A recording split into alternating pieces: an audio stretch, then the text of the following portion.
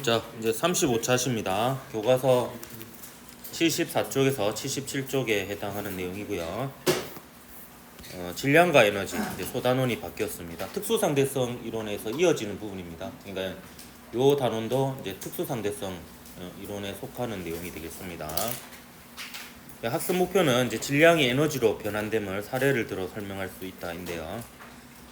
질량이 에너지로 바뀌기도 하지만 에너지가 질량으로 바뀌기도 합니다. 그래서 질량과 에너지가 이렇게 상호 변환이 가능한 양이라는 것을 배우는 부분이 되겠고요. 여기도 이제 기출 문제로 치면은 기출 문제 수가 적지 않습니다. 이게 매번 한 문제씩 나오는 부분이어가지고 그렇게 어렵진 않은데 이제 어렵진 않아요. 이거 문제로는 그렇습니다. 우선 질량 에너지의 동등성에 대해서 얘기를 한번 해보도록 할게요. 이게 뭐 이렇게 구체적인 그 뭐라 해야 되지 유도 과정 이런 거는 안 배우고요. 여러분 이제 결과만 배우게 됩니다. 그래서 뭐 약간의 믿음이 필요하대야 되나? 이해를 하는 구간이 없으니까 일단 그 이 이론의 결과로 나온 결과를 받아들이면 되겠습니다. 아인슈타인의 특수상대성 이론에 의하면 믿기 어렵겠지만 물체의 속력이 빨라질수록 관성이 커집니다.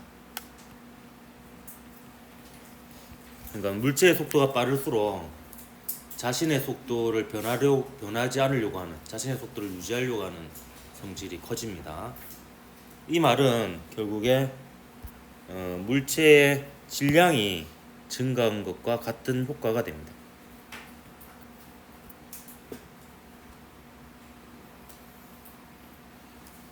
이걸 이렇게 해석할 수도 있어요. 질량은 에너지하고 같다라는 게 특수상대성의 또 하나의 결과거든요. 그렇기 때문에 질량이 곧 에너지이므로 그 속력이 빠르면 빠를수록 운동 에너지가 커지잖아요. 그러면 그 운동 에너지에 의한 관성이 생긴다. 이렇게 해석을 하기도 해요. 에너지가 크면 이제 질량도 커진다. 이런 느낌으로 여러분이 기억을 하면 되겠습니다. 왜 그런지는 안 알려주고 결과만 이렇습니다. 그래서 이게 우주에는 제한 속도가 있다라고 하는 게 뭐냐면 속도가 빠를수록 관성이 커진다고 했잖아요. 근데 속도가 광속에 이르게 되면 관성이 무한대가 돼버려요. 그러니까 무한대에 수렴하게 됩니다. 그러면 이제 속도를 변화시키기 위해서는 무한대의 에너지가 들어가야 되거든요. 그렇기 때문에 질량을 가진 입자는 광속을 넘어설 수 없고요. 광속에 이를 수도 없습니다. 오로지 이제 광속에 이를 수 있는 입자라고 부를 수 있는 거는 이제 질량이 없는 입자밖에 없다. 그래서 빛을 입자로 봤을 때 광자는 질량이 없어요. 신기하죠. 근데 질량이 없는데 입자라고 볼 수 있느냐? 사실 질량은 없을 수 있는데요. 입자를 대표하는 물리량은 운동량이라고 볼 수 있어요. 광자는 질량은 없는데 운동량은 있는 희한한 입자입니다. 그래서 광자는 운동량 전달이 돼요. 그래서 빛을 비추면 물체가 밀려요. 카톡이 오네요. 빛을 비추면 카톡이 온 줄 알았네. 광자에 의해서 이제 물체가 밀릴 수 있기 때문에 그 베르나르 베르베르 소설에 보면 이제 우주에서 날아가는 우주선이 돛을 펴서 이렇게 가거든요. 실제로 그게 있습니다. 돛을 펴서 태양에서 온 강자로 이제 속력을 내는 그런 이제 방식이 있어요. 바닥에 얘기했는데 너무 깊게 들어갔고요. 하여튼 그렇습니다. 그래서 질량이라고 하는 게 정지 질량과 상대론적 질량이라는 게 있는데요. 정지 질량은 말 그대로 관성 기준계에 대해서 어떤 관측자에 대해서 정지해 있는 물체의 질량으로 일반적으로 여러분이 알고 있는 질량이 바로 요 정지 질량이 되겠습니다. 반면에 상대론적 질량은 관성 기준계에 대해서 움직이는 물체의 질량인데요. 근데 그러니까 여러분 달릴수록 여러분 질량이 커지는 거예요. 근데 그게 안 느껴지는 게 사실 이 효과가 눈에 띄게 나타나려면 광속에 가까워져야 됩니다. 그 전에는 별 차이가 없다 이렇게 보면 되겠습니다. 그래서 뭐 질량이 커질 것을 우려해서 뛰어다니지 않는다 이런 말 하면 안 됩니다. 그래서 난 운동을 안 해. 뭐 그래서 요게 이제 요렇게 되고요. 이게 속력이 크면 클수록 그 효과가 더 커진다 라는 겁니다. 이 정지한 물체의 에너지를 정지 에너지라고 합니다. 정지 에너지. 그리고 이 정지 에너지는 식이 이렇게 되는 거죠. E는 MC 제곱. 영어로는 이제 MC 스퀘어라고 하죠. MC 스퀘어. 예전에 제가 중고등학교 시절에 유행했던 집중력 합숙기 이름이 MC 스퀘어였거든요. MC 스퀘어. 그게 약간 어떤 거였냐면 그때 당시에 한 2-30만 원 했으니까 지금 물가로 치면 100만 원 넘어가는 그런 기기였는데 이게 그 MP3 같은 거예요. 이게 귀에 꼽으면 또또또또또또또또또또 이런 소리가 들립니다. 그래서 집중력이 향상된다라고 사기쳤던 사기는 아니고요. 그게 뭐 뇌파를 뭐 자극을 줘서 해가지고 뭐 몇 번 모드는 이제 숙면을 취하게 해주고 뭐 그런 게 있거든요. 저는 비싸가지고 또 그 소리를 녹음해서 테이프에 담아서 5,000원에 파는 게 있었거든요. 그걸 사가지고 이렇게 한번 해봤는데 저는 효과가 별로 없더라고요. 지금 아마 인터넷 뒤져봐봐 아마 음원이 있을걸 그거 뚜뚜뚜뚜뚜 하는 거. 잘 때 그거 듣고 자면 깊게 잠들어가지고 그 학교에서 공부할 때 잠이 안 온대. 뭐 그런 게 있어요. 그리고 이제 집중력도 향상되고. 그래서 한참 그때 되게 유행했던. 그게 이름이 MC 스퀘어. MC 스퀘어. 이 굉장히 큰 숫자입니다. 이게 뭐 이 C 제곱이 그때 농담했었나? C 제곱에 대한 농담했었어요 혹시? 예, 이게 C가 얼마나 3억이죠. 3 곱하기 10의 8승. 그래서 C의 제곱이 얼마나 크냐면 9 곱하기 10의 16승이에요. 그래서 10의 16승이 경이거든요. 경. 그래서 이게 구경도 못 해본 큰 숫자일 걸? 뭐 이런 거. 이거 안 했었어? 했었어요. 했었어? 언제 했지 이거? 모르겠어요. 기억이 진짜 했어? 했어요. 그래? 근데 이걸 할 이유가 없었는데 이거 때 해야 되는 건데 왠지 느낌이 안 했어? 그래서 이 구경이에요 구경. 그래서 1kg의 질량이 없어지면 구경줄의 에너지가 생기니까 이게 막대한 에너지가. 아니 근데 통합하게는 이거 할 게 있나? 저 공식이 나와가지고. 있을 수도 있겠네. 태양 에너지 하면서. 맞네. 이게 어쩐지 그래. 이게 왠지 그냥 처음 하듯이 하면 안 될 것 같은 느낌이 살짝 들어가지고. 그러니까 움직이는 물체의 에너지는 이제 그 움직이는 물체의 질량 곱하기 광속의 제곱 이렇게 되고요. 요게 이제 결국에 정지 에너지 더하기 운동 에너지가 됩니다. 근데 요거를 갖다가 근사하면 그냥 우리가 알고 있는 운동 에너지 공식이 나와요. 2분의 1 mv 제곱이. 그래서 그거는 안 나오니까 생략할게요. 요거 자체도 몰라도 됩니다. 요거 자체도. 참고 여기 당구장 표시라는 거는 이제 몰라도 된다는 뜻이에요. 몰라도 된다는 건 알아도 된다는 뜻이기도 하죠. 시험 문제는 안 낸다. 그리고 관련해서는 그렇습니다. 질량과 에너지는 서로 상호 전환이 가능합니다. 예를 들면 여러분 알고 있는 그 프로톤 뭡니까? 프로톤. 온으로 끝나면 그게 자로 끝나는 거예요. 한자로 치면. 프로톤이 양성자입니다. 양성자. 그래서 양성자를 P라고 표기를 하거든요. 양성자의 질량을 보면요. 양성자는 3개의 쿼크로 이루어졌습니다. 위 쿼크 2개, 아래 쿼크 하나 이렇게 이루어져 있는데 그 쿼크들의 질량을 다 합쳐봤자 양성자의 질량의 1%밖에 안 돼요. 나머지 99%는 결합 에너지가 질량의 형태로 나타나는 거예요. 그래서 이게 미시세계로 가면 이제 질량과 에너지의 경계가 이제 모호해집니다. 에너지가 질량이 되고 뭐 이상한 일이 일어나요. 그래서 결합 에너지 자체가 질량의 효과, 관성의 효과로 나타난다 이렇게 볼 수가 있습니다. 신기한 일이죠. 무슨 말인지 모르겠고. 자 이제 원자핵의 표현 방식을 좀 설명하도록 할게요. 여러분이 이제 이 페이지하고 다음 페이지에서 보는 그 반응식들은 화학 반응식이 아닙니다. 화학 반응식이 아니고 핵 반응식이에요. 그러니까 화학 반응식과 핵 반응식에 큰 차이점이 있는데 화학 반응식의 주인공은 전자입니다. 전자를 주고받는 거예요. 근데 핵 반응식은요, 전자를 핵 무시합니다. 전자를 고려하지 않습니다.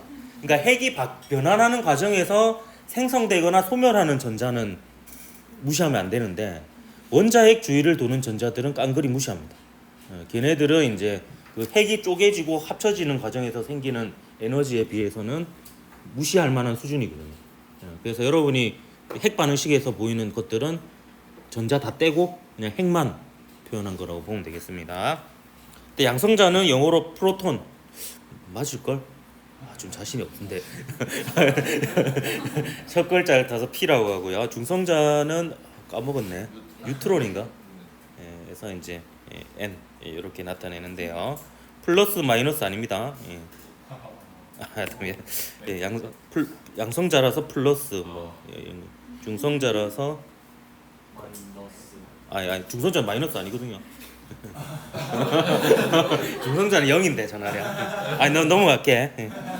요거를 합쳐서 핵을 이루는 입자라고 해가지고 핵자라고 합니다. 핵자. 한자로는 입자가 자자로 끝나고 영어로는 온으로 끝납니다. 온. 그래서 프로톤, 뉴트론, 핵자 이렇게 나타내고요. 그래서 여러분 그 원자핵을 나타낼 때 일단 화학 기호하고 똑같습니다. 원소 기호로 나타냅니다. 헬륨 같은 경우에는 H1이라고 적고 왼쪽 아래에 있는 게 원자 번호이자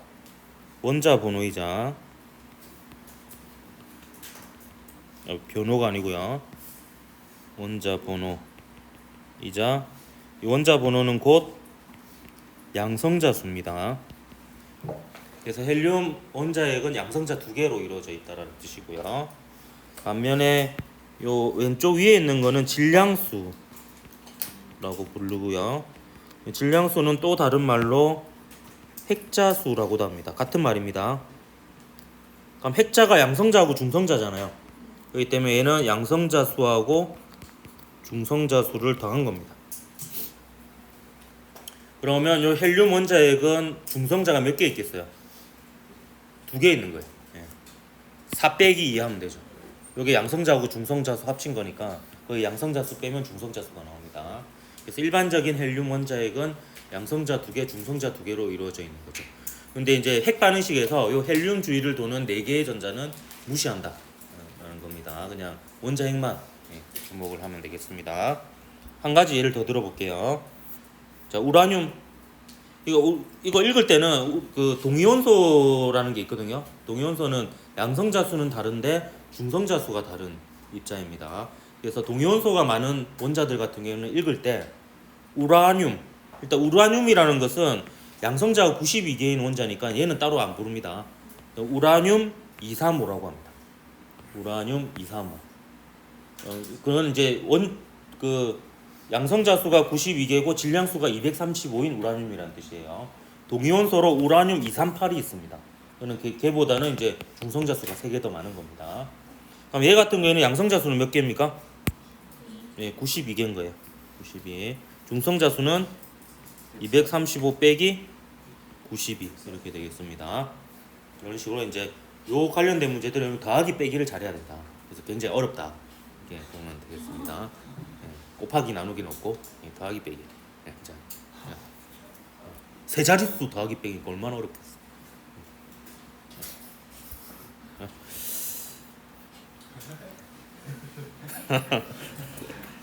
자, 그리고 이게 여기에 전자볼트라는 단위가 계속 나올 거거든요. 근데 전자볼트는 에너지의 단위라고 보면 되겠습니다. 그냥 외우십시오. 전자볼트.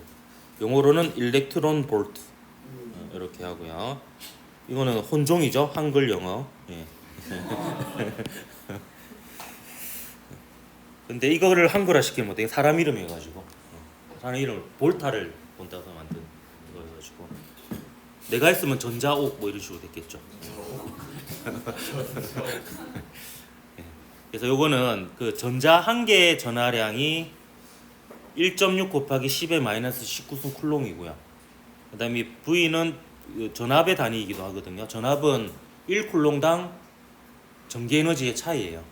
그래서 거기다 전하량을 곱한 게 그게 에너지가 되는 거죠. 그렇기 때문에 이게 결국에 숫자로 치면 전자 한 개의 전하량에 해당이 되는 겁니다.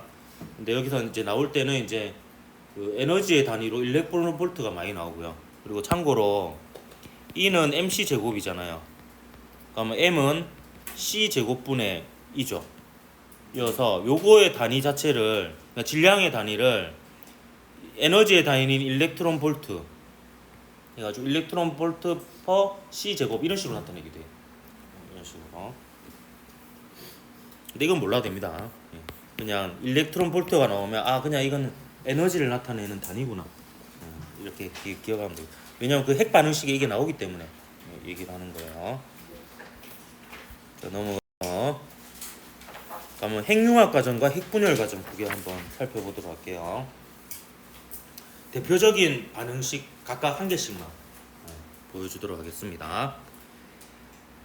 자, 일단 요 두 개는 뭡니까? 수소입니다. 수소. 둘 다 양성자는 한 개예요. 양성자는 한 개인데 일반적인 수소하고는 달라요. 일반적인 수소는 그냥 양성자 한 개입니다. 그래서 11이에요. 11인데 얘는 중성자가 한 개 붙어서 무거운 수소라는 의미에서 얘를 무거울 중자를 써서 중수소라고 합니다. 중수소. 반면에 그럼 얘도 무겁잖아요. 얘는 중성자가 두 개 붙었어요. 근데 중성자가 두 개 붙어서 질량수가 3인 무거운 수소라고 해서 얘를 삼중수소라고 합니다. 그래서 여러분 헷갈리면 안 되는 게 삼중수소라고 해서 이렇게 기억하면 틀려요. 중성자가 3개인 수소 아닙니다. 질량수가 3인 무거운 수소라는 의미입니다. 그래서 이 중수소하고 삼중수소를 융합시키면 헬륨이 되면서 한 개의 중성자가 나오는 이런 반응이 나오고요. 그 과정에서 17.6 메가 일렉트론 볼트의 에너지가 나온다고 합니다. 요 M은 메가입니다. 메가고요. 메가는 10의 6승입니까? 100만 밀리언 메가 같은 겁니다. 밀리언 메가 10의 6승 이렇게 되겠고요. 여기서 보면 핵 반응 과정에서 숫자로 적혀 있는 질량수하고 전하량은 보존됩니다. 요게 질량수고요. 이게 전하량이라고 보면 되겠습니다. 그렇기 때문에 맞는지 한번 확인해 볼까요? 중수소의 질량수 얼마입니까? 2입니다. 삼중수소의 질량수는 3이에요. 헬륨의 질량수 4고 중성자의 질량수 1입니다. 그래도 2 더하기 3은 4 더하기 1 이렇게 되겠죠. 그러니까 문제는 어떤 식으로 나오냐? 요게 하나 빈칸으로 나와요. 그래서 얘가 얼마냐 이렇게 물어봐요. 어렵지 않죠? 자, 전하량은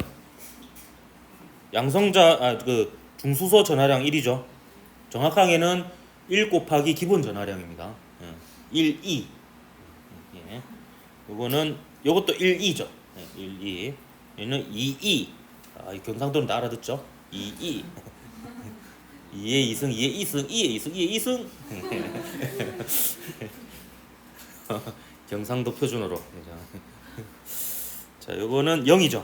철산이고. 여기 중성자는 이렇게 표시되는 거예요. 정말 양성자 수는 없잖아요. 근데 질량수는 하나 먹죠. 그러니까 전자는 어떻게 표시하잖아요. 전라는 소문자 1을 하고 마이너스 1, 0 이렇게 표시합니다. 질량수는 안 쳐주잖아요. 근데 전하량은 마이너스 2죠. 그래서 마이너스 1 곱하기 2가 이제 전하량이 됩니다. 그래서 원자뿐만 아니라 전자나 중성자도 이렇게 질량수하고 원자 번호로 양성자 수로 이렇게 표현을 가능합니다. 자, 근데요, 이 과정에서 질량수는 변하지 않아요. 질량수는 변하지 않지만 결합 에너지의 차이가 있기 때문에 전체적인 질량의 함은 미세하게 변합니다.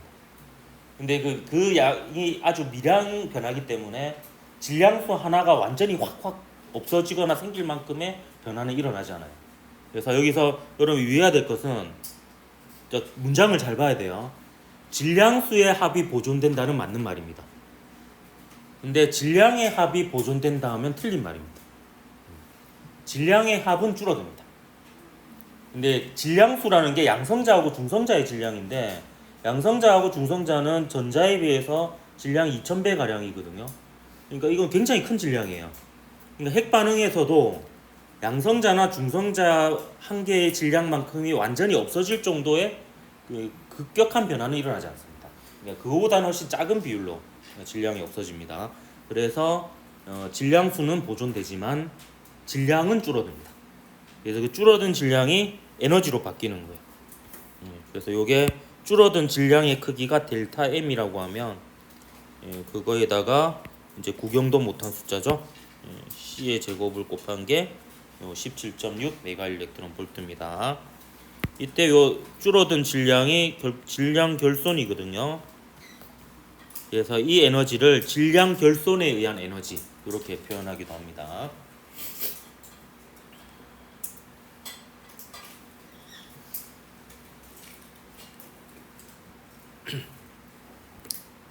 됐니? 넘어간다이. 자, 이번에는 핵분열 과정입니다. 핵분열 과정. 자, 핵분열 과정 원자로에서는 우라늄 235를 씁니다. 근데 우라늄 235는 실제 천연 우라늄에서는 한 0. 몇 프로 정도 이렇게밖에 존재하지 않아요. 대부분 우라늄 238로 존재합니다. 근데 우라늄 238은 핵분열이 잘 안 일어나요. 안 일어나서 보통은 이제 얘를 한 2에서 5% 정도로 농축시켜서, 그러니까 이제 한 0. 몇 % 정도인 우라늄 235의 비율을 한 2에서 5% 쪽으로 끌어올려 가지고 그걸 농축 우라늄이라고 합니다. 그 농축 우라늄을 쓰는데요. 이 농축 우라늄이 중성자하고 만나서 순간적으로 결합을 하게 되면요, 이 중간 과정이 사실 생략되어 있는 겁니다. 왜냐하면 그 시간은, 그렇게 존재할 시간은 굉장히 짧거든요. 이 우라늄 235가 중성자를 흡수해요. 흡수해 순간적으로 뭐가 되냐면 질량수가 하나 늘겠죠. 우라늄 236이 됩니다. 근데 얘가 수명이 0.1초도 안 되거든요. 제가 알기로는. 이게 잠깐 우라늄 236으로 존재했다가 우라늄 236은 굉장히 불안정한 상태예요. 사실 우라늄 235도 조금 불안정한 상태입니다. 그래서 가만히 놔둬도 쪼개지기도 해요. 근데 이제 우라늄 236은 굉장히 불안정한 상태예요. 그래서 되자마자 바로 쪼개집니다. 바로 쪼개져서 뭐 얘랑 이게 바륨이고 얘가 아마 크립톤인가? 저도 이름 잘 모릅니다. 예. 여기 그 슈퍼맨이 그 에너지를 얻는 그걸 걸 크립톤. 그 영화에서 봤던 것 같은데. 이걸 근데 이렇게 쪼개지기도 하는데 쪼개지는 방법이 여러 가지 있는 걸로 알고 있어요. 그 과정에서 이 반응에서는 3개의 중성자가 나오는데 2개의 중성자가 나오는 반응도 있습니다. 어쨌든 이 과정에서 역시 질량수하고 전하량은 보존됩니다. 하지만 질량이 줄어들어요. 그 줄어든 질량이 이제 에너지로 바뀌는 겁니다. 근데 이때 쪼개질 때 이 중성자는 그 핵 간의 결합이 끊어질 정도로 굉장히 어찌 보면 격렬한 과정을 통해서 나오는 중성자거든요. 그러니까 이 중성자는 속도가 굉장히 빠른 상태로 나오겠어요? 아니면 슬그머니 이렇게 천천히 나오겠어요? 굉장히 빠르게 나오겠죠. 그래서 얘를 고속 중성자라고 합니다. 고속 중성자. 근데 이 고속 중성자는 우라늄 235의 흡수가 잘 안 돼요. 너무 빨라가지고 그냥 맞고 튕겨 나가 버립니다. 그러니까 이게 얘가 쪼갠다라기보다는 흡수된 다음에 불안정한 상태가 되어서 쪼개진다라고 생각을 해야 돼요. 그래서 얘를 가만히 놔두면 얘가 또 다른 우라늄을 쪼개지는 잘 못해요. 못하는데 이거를 이제 인위적으로 감속제라는 것을 이용해가지고요. 이 감속제는 주로 물을 씁니다. 그래서 그 감속제로서 우리가 일반적으로 알고 있는 H2O 있죠. 그걸 가벼운 물이라고 합니다. 그 가벼운 물을 쓰는 원자로를 경수로라고 하는 거예요. 가벼울 경자를 써서. 그게 우리나라의 거의 대부분의 발전 방식입니다. 우라늄을 농축 우라늄을 쓰고 감속제를 경수를 씁니다. 경수를 쓰고. 근데 우라늄을 그냥 천연 우라늄을 쓰는 원자로가 있어요. 그럼 감속제를 성능을 더 좋은 걸 써야 되거든요. 그거는 이제 감속제에다가 그 수소 대신에 중수소가 들어가는 무거운 물을 써요. 그걸 이제 무거운 물을 쓰는 원자로라고 해서 중수로라고 합니다. 우리나라는 유일하게 경주에 있는 월성 원자력 발전소가 그겁니다. 그럼 얘는 어떤 식으로 중성자의 속도를 떨어뜨리냐? 매우 단순합니다. 부딪혀요, 그냥. 예, 부딪혀서 속도를 떨어뜨립니다. 그러면 얘가 속도가 느린 저속 중성자가 되죠. 그럼 얘가 옆에 있는 또 다른 우라늄에 흡수가 되는 거예요. 그럼 걔를 또 쪼개요. 그럼 또 고속 중성자가 나오죠. 얘의 속도를 떨어뜨려요. 그럼 걔네들이 또 쪼개요. 이게 이제 연쇄적으로 일어난다라고 해서 이걸 연쇄 반응이라고 합니다. 그래서 이 감속제가 이 연쇄 반응을 일으키는 역할을 하는 겁니다. 이 연쇄 반응의 속도를 급격히 빠르게 하면 원자폭탄이 되는 거예요. 근데 이렇게 급격하게 빠르게 하려면 우라늄 235의 농축 비율을 95% 이상을 끌어올려야 됩니다. 그러면 이게 폭탄이 됩니다. 폭탄이. 그래서 여러분이 원자로가 원자폭탄 터질 일은 없어요. 얘는 농축 비율 자체가 달라요. 원자폭탄은 95% 이상 우라늄 235고 그 원자로에 들어간 거는 기껏해야지 2에서 5% 정도예요. 그러니까 이제 연쇄 반응이 폭발을 일으킬 정도로 급격하게 일어나지는 않는다. 이렇게 보면 되겠습니다. 자, 이 과정에서 가면 우리 덧셈 공부 한번 해보도록 할까요? 예. 자, 질량수 한번 계산해 보겠습니다. 235죠. 235 더하기 1은 141 더하기 92 더하기 3이죠. 이렇게 해서 요 숫자들 중에 하나 빈칸으로 나오면 구할 수 있겠습니까? 굉장히 어렵죠? 그렇습니다. 자, 그 다음에 전화량 92 더하기 0이죠. 철수 아니고 56 더하기 36 더하기 0입니다. 맞아 떨어집니까? 이 중에 하나 비어져 있어도 구할 수 있겠습니까?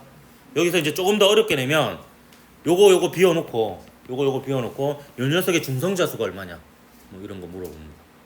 그럼 얘 구하고 얘 구한 다음에 여기서 얘를 빼면 중성자수가 되는 거죠. 그 정도입니다. 네, 물어볼 수 있는 게 이것도 물어볼 수 있는 게 이 두 개의 핵 반응식을 주놓고 누가 질량 결손이 더 크냐 이게 물어보는 거예요. 그럼 에너지를 보면 되죠. 얘는 200이고 얘는 17.6이에요. 그러니까 둘 중에 질량 결손은 누가 더 커요? 얘가 더 큽니다. 얘가. 근데 여러분 이러면 좀 약간 상식이 있는 애들은 좀 의문스러운 게 원자 폭탄이 있고 수소 폭탄이 있잖아요. 원자 폭탄이 핵 분열 폭탄이거든요. 수소 폭탄은 핵 융합 폭탄이에요. 근데 누가 더 센 걸로 알고 있어요? 수소 폭탄이 더 센 걸로 알고 있거든요. 근데 보면 얘가 에너지가 더 작잖아요. 근데 이건 뭐냐면 이 반응에 관여하는 총 질량수는 5밖에 안 돼요. 입자들의 질량수를 한번 보세요. 예. 얘는 근데 236입니다. 5대 236이에요. 그럼 똑같은 질량만 놓고 비교해보면 얘가 더 큽니다. 예. 핵자 한 개당 에너지를 치면 얘가 더 커요. 근데 요즘은 이제 그건 안 물어보더라고요. 옛날엔 그걸 물어봤거든요. 그걸 핵자당 에너지라고 얘기를 했거든요. 핵자당 에너지는 얘가 더 커요. 근데 지금은 이제 요새는 교육과정 바뀌고는 한 번도 안 물어봤고 그냥 이렇게 해가지고 단순히 이 반응에서 질량 결손은 누가 더 크냐 이렇게 물어보면 에너지가 큰 쪽이 질량 결손이 더 크다 이렇게 보면 되겠습니다. 그래서 교과서에 있는 모식도 해요. 얘가 고속이겠어 저속이겠어? 예, 저속이겠죠. 그럼 얘가 이제 결합돼서 순간적으로 우라늄 236이 되는 거예요. 근데 얘 우라늄 235에 비해서 얘는 굉장히 불안정한 상태여서 바로 쪼개집니다. 쪼개지는 과정에서 얘네들은 고속 중성자로 나오겠죠. 그럼 얘의 속도를 떨어뜨리는 게 감속제의 역할이 됩니다. 그래서 이름이 감속제지만 사실 반응 속도를 빠르게 해주는 거죠.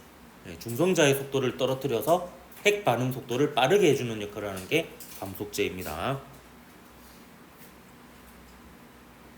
그래서 이제 교육과정 바뀌면서 원자로에 대한 얘기는 안 나오는데 참고로 하나 적어놓으세요. 혹시 모르니까. 원자로에서 한 가지 지금 빠진 내용이 뭐냐 하면 제어봉이에요. 제어봉. 통합과학 시간에 배웠겠지만 제어봉의 역할은 뭐냐면 중성자를 흡수해요.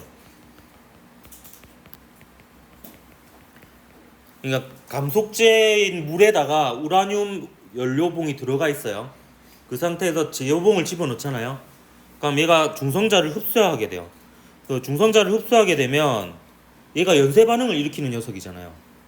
그러면 핵 반응 속도가 어떻게 되겠어요? 속도가 느려지게 됩니다. 그러니까 감속제는 핵 반응 속도를 빠르게 해주고요. 제어봉은 핵 반응 속도를 느리게 해주니까 이걸로 이제 제어를 하는 거예요. 말 그대로 속도를.